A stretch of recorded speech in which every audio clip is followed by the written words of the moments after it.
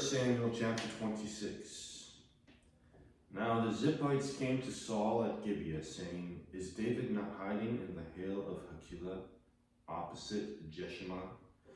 Then Saul arose and went down to the wilderness of Ziph, having 3,000 chosen men of Israel with him to seek David in the wilderness of Ziph. And Saul encamped in the hill of Hakilah, which is opposite Jeshimon by the road. But David stayed in the wilderness, and he saw that Saul came after him into the wilderness. David therefore sent out spies and understood that Saul had indeed come. So David arose and came to the place where Saul had encamped. And David saw the place where Saul lay, and Abner the son of Ner, the commander of his army. Now Saul lay within the camp, with the people encamped all around him. Then David answered and said to Ahimelech the Hittite and to Abishai the son of Zeruiah, brother of Joab, saying, "Who will go down with me to Saul in the camp?" And Abishai said, "I will go down with you."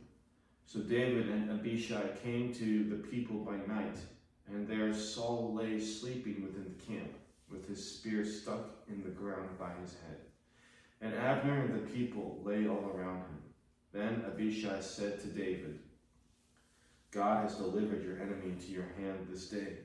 Now therefore please let me strike him at once with the spear, right to the earth, and I will not have to strike him a second time." But David said to Abishai, "Do not destroy him, for who can stretch out his hand against the Lord's anointed and be guiltless?" David said furthermore, "As the Lord lives, the Lord shall strike him. On his day shall come to die, or he shall go out to battle and perish.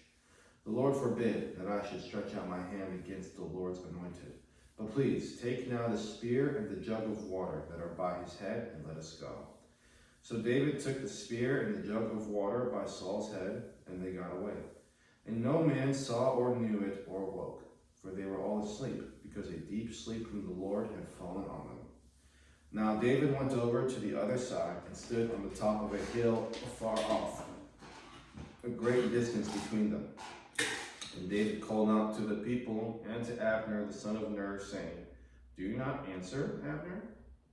Then Abner answered and said, "Who are you, calling out to the king?" So David said to Abner, "Are you not a man, and who is like you in Israel? Why then have you not guarded your lord the king? For one of the people came in to destroy your lord the king. This thing that you have done is not good. As the Lord lives, you deserve to die, because you have not guarded your master, the Lord's anointed. And now see where the king's spear is, and the jug of water that was by his head." Then Saul knew David's voice and said, "Is that your voice, my son David?" David said, "It is my voice, my lord, O king." And he said, "Why does my lord thus pursue his servant? For what have I done, or what evil is in my hand? Now therefore please let my lord the king hear the words of his servant. If the Lord has stirred you up against me, let him accept an offering. But if it is the children of men, may they be cursed before the Lord. For they have driven me out this day from sharing in the inheritance of the Lord, saying, 'Go, serve other gods.' So now do not let my blood fall to the earth before the face of the Lord. For the king of Israel has come out to seek a flea, as when one hunts a partridge in the mountains." Then Saul said, "I have sinned. Return, my son David, for I will harm you no more, because my life was precious in your eyes this day. Indeed, I have played the fool and erred exceedingly." And David answered and said, "Here is the king's spear. Let one of the young men come over and get it. May the Lord repay every man for his righteousness and his faithfulness. For the Lord delivered you into my hand today, but I would not stretch out my hand against the Lord's anointed. And indeed, as your life was valued much this day in my eyes, so let my life be valued much in the eyes of the Lord. And let him deliver me out of all tribulation." Then Saul said to David, "May you be blessed, my son David. You shall both do great things and also still prevail." So David went on his way, and Saul returned to his place.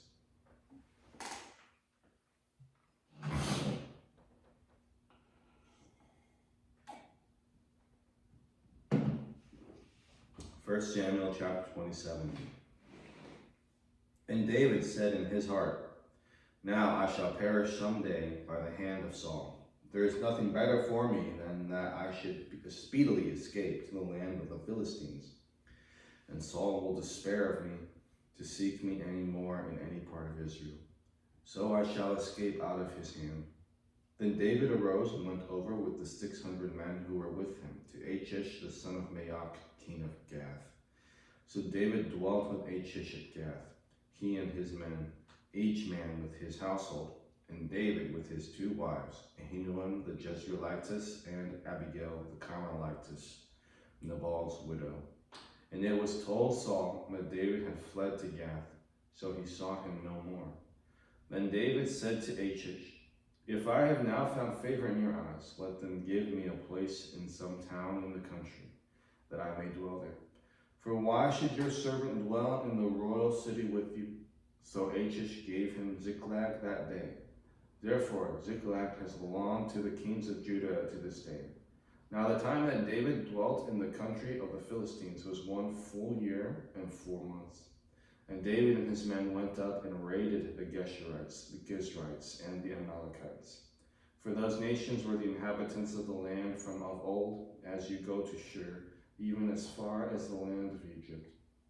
Whenever David attacked the land, he left neither man nor woman alive, but took away the sheep, the oxen, the donkeys, the camels, and the apparel, and returned and came to Achish. Then Achish would say, where have you made a raid today?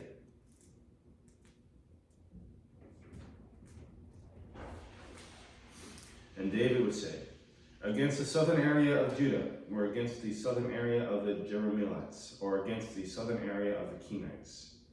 David would save neither man nor woman alive to bring news to Gath, saying, lest they should inform on us, saying, thus David did. And thus was his behavior all the time he dwelt in the country of the Philistines. So Achish believed David, saying, he has made his people Israel utterly abhor him. Therefore he will be my servant forever.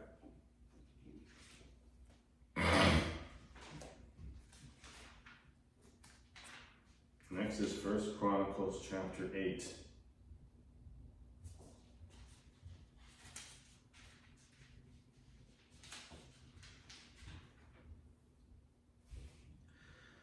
Now Benjamin begot Bela his firstborn, Ashbel the second, Ahara the third, Noha the fourth, and Rapha the fifth. The sons of Bela were Adar, Gera, Abihud, Abishua, Naaman, Ahoa, Gera, Shephupim, and Huram. These are the sons of Ehud, who were the heads of the fathers' houses of the inhabitants of Geba, and who forced them to move to Manahath. Naaman, Ahijah, and Gera, who forced them to move. He begot Uzzah and Ahihud. Also, Shaharaim had children in the country of Moab, after he had sent away Hushim and Baara his wives. By Hodesh his wife he begot Jobab, Zibiah, Misha, Malcham, Jeuz, Sakiah, and Mirma. These were his sons, heads of their fathers' houses. And by Hushim he begot Abitub and Elpaal.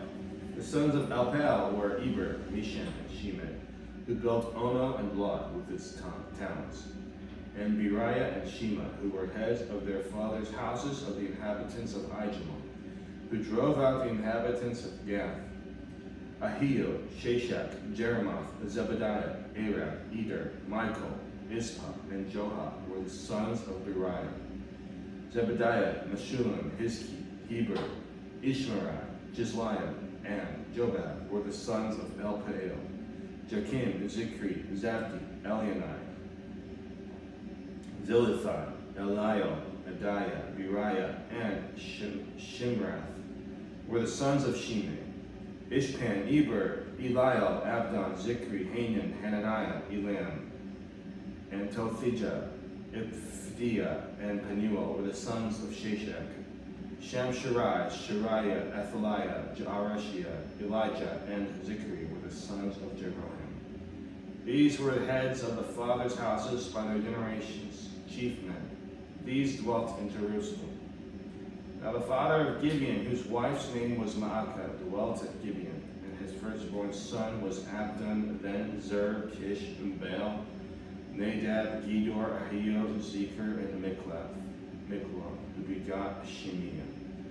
They also dwelt alongside their relatives in Jerusalem with their brethren. Ner begot Kish, Kish begot Saul, and Saul begot Jonathan, Malchishua, Abinadab, and Eshbaal. The son of Jonathan was Merib-Baal, and Merib-Baal begot Micah. The sons of Micah were Python, Melech, Tariah, and Ahaz. And Ahaz begot Jehoiada, and Jehoiada begot Elameth, Asmaveth, and Zimri. And Zimri begot Moza. Moza begot Beniah, Rapha his son, Eliasah his son, and Azel his son. Azel had 6 sons whose names were these: Azrikam, Bocheru, Ishmael, Sheariah, Obadiah, and Hanan.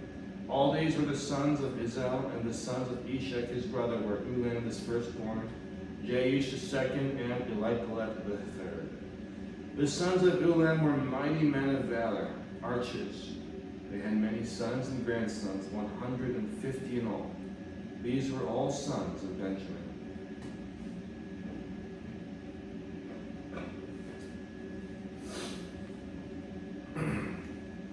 Acts chapter 18.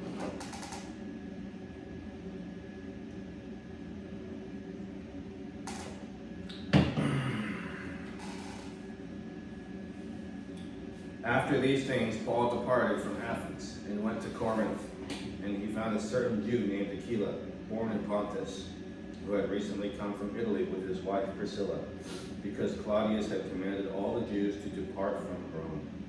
And he came to them.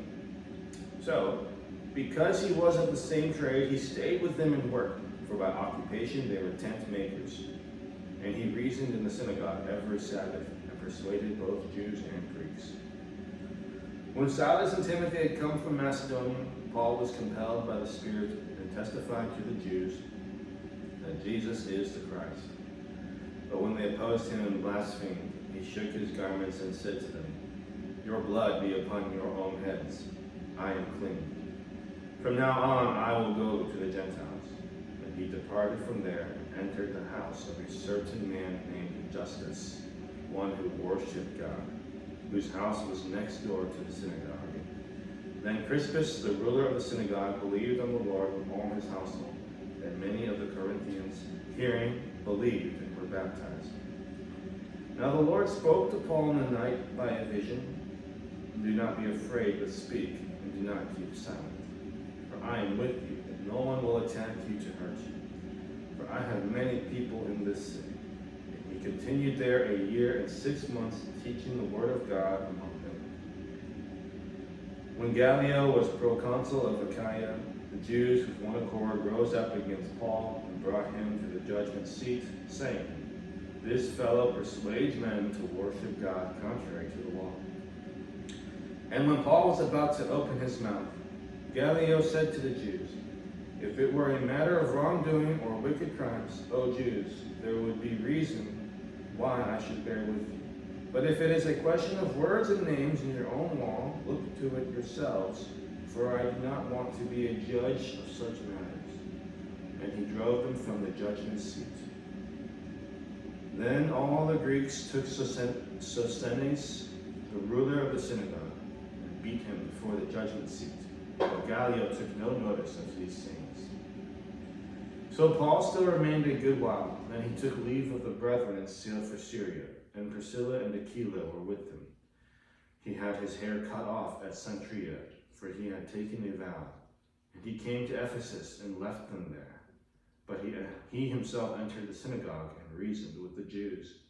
When they asked him to stay a longer time with them, he did not consent, but took leave of them, saying, "I must by all means keep this coming feast in Jerusalem, but I will return again to you, God willing." And he sailed from Ephesus. And when he had landed at Caesarea and gone up and greeted the church, he went down to Antioch. After he had spent some time there, he departed and went over the region of Galatia and Phrygia in order, strengthening all the disciples. Now a certain Jew named Apollos, born at Alexandria, an eloquent man and mighty in the scriptures, came to Ephesus. This man had been instructed in the way of the Lord, and being fervent in spirit, he spoke and taught accurately the things of the Lord, though he knew only the baptism of John. So he began to speak boldly in the synagogue. When Aquila and Priscilla heard him, they took him aside and explained to him the way of God more accurately.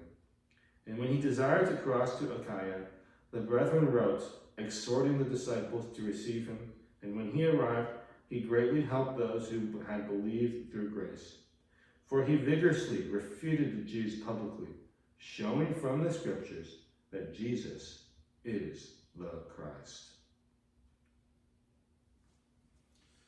This is the word of God. I hope you have a blessed day, and I'll see you tomorrow.